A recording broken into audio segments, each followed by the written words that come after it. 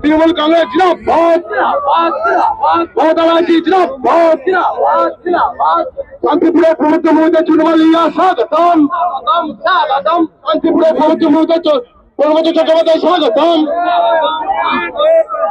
শান্তিপুরের প্রভুত্ব মহিলা চুনমালিয়া স্বাগতম।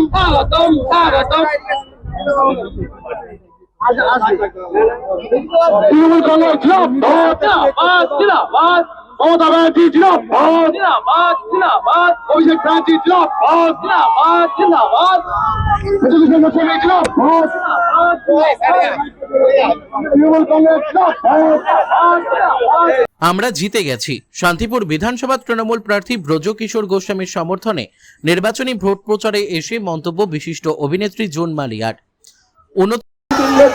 মনে রাখবেন, দিদি আছে বলেই আমি আমার সঙ্গে বলুন, যাতে ওই বিরোধী জমিদার গুলোর কানে কি পৌঁছয়।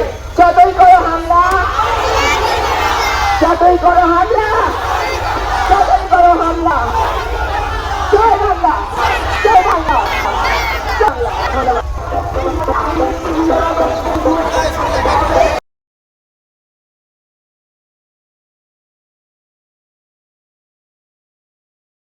এপ্রিল রাজ্যের দ্বিতীয় দফার নির্বাচনের নিরিখে জোর কদমে নির্বাচনী ভোট প্রচার চলছে নদিয়ার শান্তিপুর বিধানসভা এলাকায়।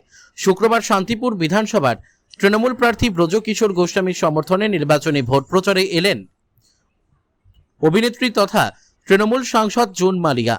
শান্তিপুর পৌরসভার পৌর স্টেডিয়ামে হেলিপ্যাডে নেমে ওঠেন হুটখোলা গাড়িতে।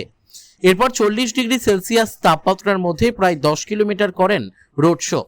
হুটখোলা গাড়িতে ছিলেন তৃণমূল প্রার্থী ব্রজকিশোর গোস্বামী সহ তৃণমূলের অন্যান্য নেতৃত্ব।